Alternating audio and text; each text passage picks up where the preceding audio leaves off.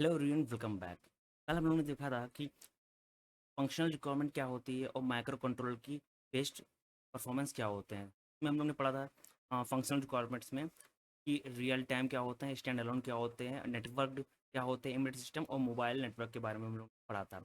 ये साथ ही हम लोग ने परफॉर्मेंस ऑफ माइक्रो कंट्रोल के बारे में पढ़ा था, जहाँ पे हम लोग ने देखा था स्मॉल स्केल क्या होते हैं, मीडियम स्केल क्या होते हैं और सफिस्टिकेटेड मतलब या कॉम्प्लेक्स क्या होते हैं। ठीक, तो आज हम लोग आगे बढ़ते हैं, हम बात करते हैं difference between hard real time system में और सॉफ्ट रियल टाइम सिस्टम।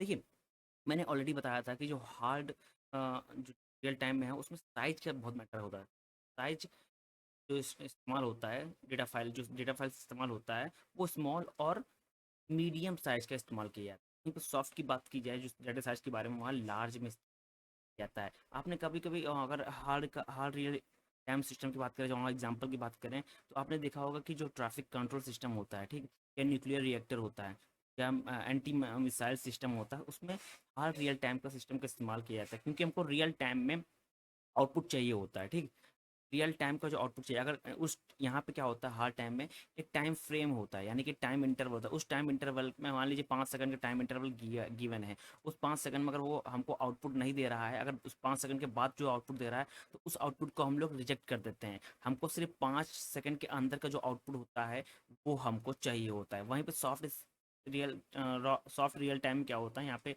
का कोई इंटरवल नहीं होता है। हम लोग टाइम दे देते हैं, अगर इस टाइम के बाद भी हमको आउटपुट मिल रहा है तब भी हम लोग उस आउटपुट को ले लेते हैं, कैप्चर कर लेते हैं। ठीक है, और बट यही चीज़ हार्ड रियल टाइम में नहीं होती है। ठीक, वहाँ पे बात की जाए, अगर इसमें अगर रिस्पॉन्स टाइम की बात की जाए, ठीक है, इसमें प्री डिफाइन होता है response time hard real time system में। और जो सॉफ्ट रियल टाइम सिस्टम में क्या होता है, अगर हम इसमें भी टाइम फ्रेम होता है, बट एक्चुअली जब आउटपुट आता है टाइम फ्रेम के बाद भी अगर आउटपुट आ रहा है तो उसको हम लोग कैप्चर कर लेते हैं। ठीक, ये हमारा एडवांटेज है। अगर एरर की बात करें, एरर हैंडलिंग की जो मेन चीज़ होती है एरर हैंडलिंग की, इन क्या होता है हार्ड रियल टाइम में, क्या होता है कि हम लोग रोल बैक और रिकवरी क्या होता है लिमिटेड यूज़ के लिए किया जाता है, यहाँ लिमिटेड इस्तेमाल हम लोग यहाँ पे कर पाते हैं। ठीक, but in case of soft real time में क्या होता है कि जो रोल बैक होता है, ठीक, हम लोग उसको इस्टेब्लिश कर पाते हैं, हम लोग रिकवरी भी कर यहाँ पे कर पाते हैं। ठीक, soft real time, but hard real time में ये ज़्यादा ज़्यादा पॉसिबल नहीं होता है। ठीक, वहीं पे अगर हम लोग बात करें कि टास्क कंप्लीटन की, तो हार्ड रेट टाइम में प्री डिफाइंड होता है। एक तो प्री डिफाइंड टाइम इंटरवल होता है, ठीक, जिसके वजह क्या होता है कि उस हार्डवेयर को और सॉफ्टवेयर को उस टास्क पे उस टाइम पे उनको काम करके देना ही होता है, यानी कि आउटपुट जनरेट करके देना ही होता है। ठीक, वहीं पे अगर बात की जाए,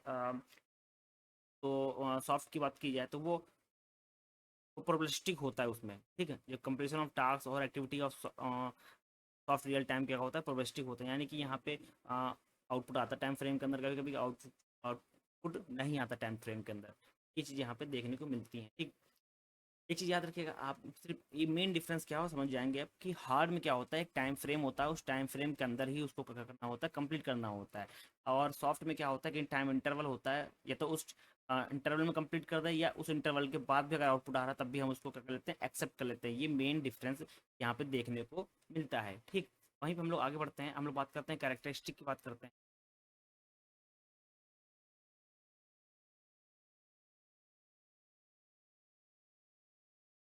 तो कैरेक्टरिस्टिक देखते हैं कि हम लोग जैसे कि एप्लीकेशन जो MP3 प्लेयर होता है उसका इस्तेमाल किया जाता है, और कार में होता है इस्तेमाल किया जाता है, तो इंटरफेस बनाने में काम होता है। ठीक, यहाँ पे कैरेक्टरिस्टिक में अगर हम लोग बात करें कि मेन चीज़ें क्या होती है, एक चीज़ आप बता दें कि जो ये हार्श इन्वायरमेंट में भी वर्क करता है। ठीक, ये स्मॉल साइज होता है और वेटेज होता है। ठीक, लेस वेट होता है, लाइट वेट होता है, एम्बेडेड सिस्टम होती है, लाइट वेट होता है, स्मॉल इन साइज होते हैं। ठीक, और पावर कंसर्न होता है, माइक्रो कंट्रोलर का इस्तेमाल होता है, और माइक्रो इस्तेमाल होता है एम्बेडेड सिस्टम को डिज़ाइन करने में। और मेन चीज़ है, ये रियल टाइम परफॉर्मेंस प्रोवाइड करते हैं। ठीक, अब आगे मूव करते हैं हम लोग। अब मेन बात करते हैं कि जो characteristic of immediate system main चीज़ें होती हैं, इंपॉर्टेंट कैरेक्टरिस्टिक, तो वो देखते हैं। फिर देखिए यहाँ पे है टास्क देते हैं, टाइम देते हैं, प्रीडिफाइंड टास्क टाइम देते हैं, लो कॉस्ट में ये काम हो जाता है, ये बैटरी पे चलता है, लेस पावर कंज्यूम करता है, हाईली स्टेबल है। ठीक, high reliability, high efficiency, minimal user interface है। आपको बता कोडिंग बेस्ड है, यानी कि आप एक इसमें एक बार टास्क दे दें कि आपको टास्क करना, वही टास्क को करता रहता है। Minimal use of human intervention. ठीक। ना आगे बात करते हैं, एडवांटेज की बात करते हैं सिस्टम की। तो एडवांटेज क्या है? ये मास प्रोडक्शन में काम आता है, ये हाईली स्टेबल होता है, रियल होता है, स्पेसिफिक टास्क के लिए डिज़ाइन किया। इस स्मॉल इन साइज होते हैं, लाइट वेट होते हैं, ये फास्ट सिस्टम प्रोवाइड करते हैं, ये लेस बैटरी लेते हैं, यानी कि लेस पावर पे भी ये वर्क करते हैं। ठीक। ये एक्यूरेसी ज़्यादा होती है। ये एक्यूरेसी क्या होती है? ज़्यादा होती है। आगे मूव करते हैं, बात करते हैं कौन कौन से होते हैं।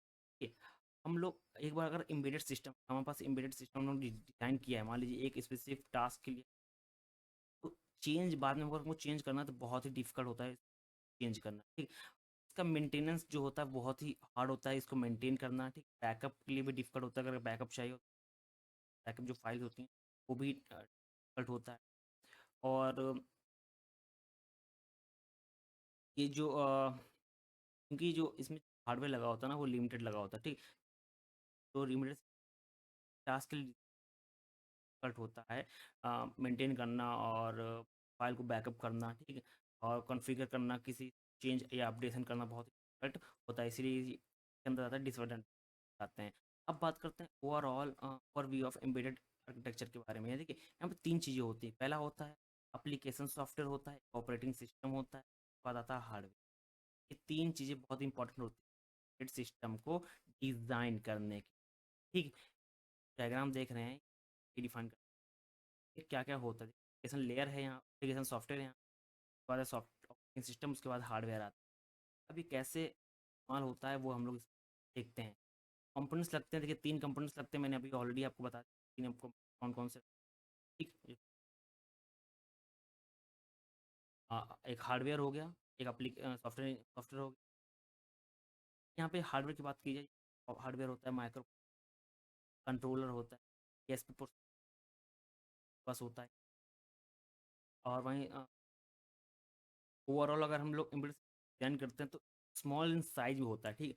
तो यहाँ भी स्मॉल होती है, जो बहुत स्मॉल होती है। एक चीज़ और बता दें आपको कि जो एम्बेडेड सिस्टम RTOS पे काम करता है, कि रियल टाइम ऑपरेटिंग सिस्टम पे काम करता है। कि जो सॉफ्टवेयर होता है हार्ड सॉफ्टवेयर होते हैं, hard real time embedded RTOS पे काम करता है, क्योंकि रियल टाइम पे उनको चाहिए होता है। RTS actual time operating, that it that software offer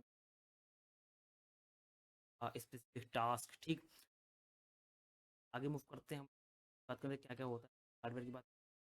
अगर आप सॉफ्टवेयर प्रोग्राम की बात करते हैं, ऑपरेटिंग सिस्टम होता है, एक एप्लीकेशन होता है, एक ड्राइवर होता है, डिवाइस ड्राइवर होता है, तब इस्तेमाल किया सिस्टम को डिज़ाइन। ठीक।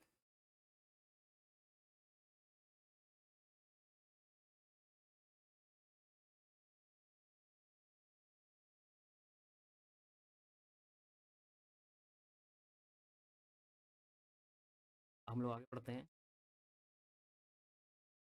अब बात करते हैं स्ट्रक्चर ऑफ एम्बेडेड स्ट्रक्चर की बात। तो देखिए सेंसर का बहुत रोल, यानी कि जो फिजिकल एक्टिविटीज़ होती है कन्वर्ट कर देता है ये इलेक्ट्रिक सिग्नल। अभी जब भी आपके बात है सेंसर क्या वर्क करता है, देखिए आजकल जो फिजिकल मूवमेंट होते हैं, ठीक है, फिजिकल एक्टिविटीज़ होती हैं, उनको कन्वर्ट कर देता है किसमें? Electrical signal. इसी इलेक्ट्रिकल सिग्नल जो जो हार्डवेयर में जाते हैं।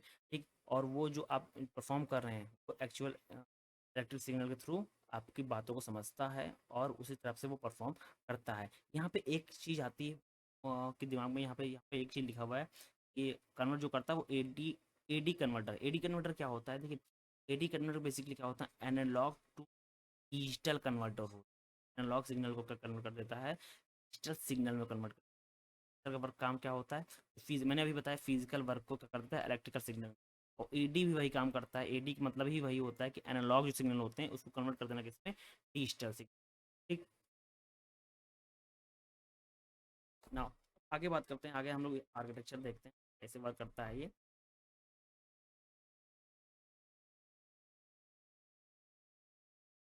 कि इसमें क्या क्या लगा हुआ है आर्किटेक्चर स्ट्रक्चर। इसमें देखिए सेंसर लगा हुआ है, एडी कन्वर्टर लगा हुआ है जो हेल्प करता है एनालॉग सिग्नल को डिजिटल कन्वर्ट। प्रोसेसर ASIC लगा हुआ है। देखिए जो यहाँ प्रोसेसर लगा हुआ है इसके बारे में बात करेंगे, क्योंकि ये जो आउटपुट होता है ना, और उसको क्या करता है कि सेव करता है, ठीक। तो बेसिकली प्रोसेस करता है रिकॉर्ड जो हमारे पास होते हैं, डिग्री ऑफ रिकॉर्ड उनको और उस डेटा को हम लोग क्या करते हैं, सेव करते हैं मेमोरी के अंदर। यहाँ पे जो नीचे एरो जा रहा है, ठीक, ये बेसिकली जो प्रोसेस होते हैं और हमारे उनको प्रोसेस करता है और बेसिकली इसमें सेव कर देता है मेमोरी के अंदर, ये सेव कर देता है आराम से। और डी ए क्या होता है, देखिए ए डी का अपोजिट है यहाँ पे, यानी कि यहाँ बेसिकली एनालॉग सिग्नल को डिजिटल में कन्वर्ट करता है और ये डिजिटल सिग्नल को एनालॉग में कन्वर्ट करता है, ठीक। यहाँ पे एक चीज़ और है, एक्चुएटर। एक्चुएटर का मतलब होता है बेसिकली कंपेयर करता है, ठीक, आउटपुट को गिवन एडीए कन्वर्टर को, मान लीजिए कि जो कन्वर्ट होता है ADA converter to actual output के साथ, उनको बेसिकली कंपेयर करता है। ये कंपेयर करने में इस्तेमाल किया जाता है। तो इसकी डेफिनेशन जो कि यहाँ पे लिखी हुई है, an actuator compare the output of given mean of DA converter to actual output save in the store authorise output, ठीक। इसलिए कंपेयर करने में आता है, ठीक। तो देखिए जो मेमोरी में डेटा हमारे पास सेव होगा, ठीक, में कंपेयर करने में ये बेसिकली इम्पोर्टेंट रोल प्ले करता है, ठीक। नाउ हम लोग आगे बढ़ते हैं, ठीक। अब बेसिकली यहाँ पे एक चीज़ और आगे यहाँ पे देखिए कि लिखा है कि if we go to little bit deeper to the development step, it include 7 step, ठीक। अगर हम लोग अंदर की बात करें और क्या क्या चीज़ें इंप्लीमेंट होती है, ठीक। बेसिकली अगर हम लोग सीधी सिंपल बात करें, अगर हम लोग डीप ना जाएँ तो उसमें 3 चीज़ें पार्ट होती हैं। एनालाइज किया जाता है, ठीक, डिज़ाइन होता है, फिर इम्प्लीमेंट होता है। बट अगर हम लोग डीप की बात करें कि एम्बेडेड सिस्टम कैसे बनता है, तो यहाँ पे देखिए बहुत सी चीज़ें, क्या रिक्वायरमेंट है उसकी, उसकी एग्जामिन की जाती है, फिर उसके बाद डिज़ाइन किया जाता है, फिर डेवलप किया जाता है, फिर जो डेवलप करने के बाद उसका टेस्ट होता है कि वो सही से वर्क कर रहा है कि नहीं कर रहा है, फिर इसको डिप्लॉय कर देता है, किया जाता है रियल वर्ल्ड में, ठीक। डिप्लॉय करने के बाद फीडबैक के हिसाब से अगर उसमें कुछ चेंजेस होते हैं, चेंजेस करना होता है, तो वहाँ पे मेंटेनेंस में वो चीज़ चली आती है, ठीक। ये 7 स्टेप में ये वर्क करता है, ठीक। आपने अगर एलसीएल आपने सॉफ्टवेयर इंजीनियरिंग पढ़ी होगी, उसमें भी जो मॉडल्स होते हैं उसी तरह क्या करते हैं, वर्क करते हैं, ठीक। हम लोग डिफरेंस बिटवीन माइक्रो प्रोसेसर और माइक्रो कंट्रोलर को हम लोग बाद में पढ़ेंगे, हम लोग डीप में पढ़ेंगे क्योंकि ही आगे प्ले, ठीक, बारे में बाद में पढ़ेंगे। और इसमें भी जो है आर आई एस सी क्या होता है, सी आई एस सी क्या होता है, इसके बारे में हम लोग बाद में पढ़ेंगे डीप में, ठीक। अब बात कर लेते हैं हम लोग रिसेंट ट्रेंड इन एम्बेडेड सिस्टम के बारे में, ठीक है। अभी जो सिस्टम आ रहे हैं ना, प्रोग्रामिंग लैंग्वेज का भी इस्तेमाल, बहुत सी ऐसी प्रोग्रामिंग लैंग्वेज हैं जो एम्बेडेड सिस्टम के अंदर इस्तेमाल की जा रही हैं। बहुत सी टेक्नोलॉजी बढ़ गई हैं, कनेक्शन हैं, उसको भी इंक्रीज़ करने में यहाँ पे इंपॉर्टेंट रोल प्ले हो रहा है। फिर लेटेस्ट में 2024 और 2021 में बहुत ज़्यादा एडवांस बनाने के लिए प्रोग्रामिंग लैंग्वेज का इस्तेमाल किया जा रहा है। 5G नेटवर्क का इस्तेमाल किया जा रहा है, आर्टिफिशियल इंटेलिजेंस का इस्तेमाल किया जा रहा है, जो कम्युनिकेशन है उसको भी ज़्यादा बढ़ाने के लिए यहाँ पे IoT का इस्तेमाल किया जा रहा है, इंटरनेट ऑफ थिंग्स को इस्तेमाल किया जा रहा है। तो इसीलिए यहाँ पे जो रिसेंट ट्रेंड यहाँ पे बात की जा रही है, तो यहाँ पे पाइथन का इस्तेमाल आया है कि number of project where program in Python that immediate space has increase double of time, ठीक। और वहीं अगर वायरलेस कम्युनिकेशन की बात की जाए, ठीक, तो 2025 तक ये एम रखा गया है कि जो प्रोजेक्ट जो आ रहे हैं ना वायरलेस वो किस पे बेस्ड होंगे, तो सबसे ज़्यादा किसका इस्तेमाल होगा, IoT का इस्तेमाल किया जाएगा। अगर स्पीड की बात कर ली जाए कि अभी जो नेटवर्क चल रहा है, ठीक, 5G नेटवर्क को भी यहाँ पे साथ लाने की बात की जा रही है। तो अभी आर्टिफिशियल इंटेलिजेंस बहुत ही ज़्यादा बूम पे है और जो सिस्टम बन रहे हैं अभी से इंडस्ट्री में, सिस्टम जो बन रहे हैं वो किस पे बेस्ड है, वो आर्टिफिशियल और मशीन लर्निंग पे, दोनों पे बेस्ड होकर निकल रहे हैं, ठीक। तो मैन्युफैक्चरिंग हो रही है इंडस्ट्री में, ठीक, वो दोनों का इस्तेमाल किया जा रहा है, AI और ML का इस्तेमाल किया जा रहा है इसके अंदर एम्बेडेड सिस्टम को बनाने के लिए, ठीक। अब वहीं पे बात की जाए इसको प्रोटेक्ट करने के लिए, अटैकर को बचाने के लिए भी कुछ चीज़ें हैं जो प्रोजेक्ट भी ये चल रहा है और रिसर्च चल रहा है इस पे, कैसे इसको हम लोग बनाएंगे ऐसा security system, embedded security system बनाए, हार्डवेयर बनाए, सॉफ्टवेयर बनाए, जो हम लोग अटैकर से बचा पाए, ठीक। वो भी यहाँ पे इस्तेमाल हो रहा है जो भी ट्रेंड चल रहा है उसमें, ठीक। हेल्थ केयर में भी, ठीक, जो मॉनिटरिंग की टीम है, मॉनिटरिंग जो होती है, ठीक, को भी और अच्छा बनाने के लिए हम लोग हेल्थ केयर के अंदर जो मशीनें लग रही हैं, ठीक, मॉनिटरिंग सिस्टम बनाया जा रहा है, जो सॉफ्टवेयर बनाए जा रहे हैं, जो डिजीज़ को डिटेक्ट कर रहे हैं, हार्ट रेट को बता रहे हैं, हार्ट रेट को मॉनिटर कर रहे हैं, उसमें भी एम्बेडेड सिस्टम का बहुत ही प्ले रोल हो रहा है, ठीक। अगर ऑटोमोबाइल इंडस्ट्री बनाई है, जो चिप बन रही है, ठीक, जो ओवरऑल इंजन को कंट्रोल कर रही है, ठीक, उसमें भी क्या है, एम्बेडेड सिस्टम का इस्तेमाल किया जा रहा है, ठीक। जैसे कि हम लोग अभी देख रहे होंगे रोबोट्स बन रहे हैं, ठीक, और सेल्फ ड्राइविंग कार्स बन रही हैं, जो चिप लग रही हैं, ठीक, उसके अंदर भी एम्बेडेड सिस्टम ही पूरा पूरा है। उसको और एडवांस बनाने के लिए AI ML और IoT 5G नेटवर्क कम्युनिकेशन सब कुछ वहाँ पे लगाया जा रहा है, सिक्योरिटी को बढ़ाने के लिए सिक्योरिटी भी काम किया जा रहा है, ठीक। नाउ देखिए अभी भी बहुत ही इम्पोर्टेंट चीज़ है कि अभी ने आपने देखा होगा गूगल ने अपना लेंस लॉन्च किया था, तो उसमें भी क्या है कि एम्बेडेड सिस्टम यानी कि चिप है वो भी इस्तेमाल की गई है, एआर के लिए, वीआर के लिए, एमआर के लिए, ठीक, ये सब के लिए भी एम्बेडेड सिस्टम बहुत ही ज़्यादा इंपॉर्टेंट रोल प्ले कर रहा है, ठीक। तो आज के लिए बस इतना ही, हम लोग नेक्स्ट वीडियो में बात करेंगे माइक्रो कंट्रोलर, माइक्रो प्रोसेसर के बारे में। उसके बाद हम लोग बात करेंगे कि RISC क्या होता है, CISC क्या होता है, ठीक। तब तक के लिए थैंक यू एवरीवन।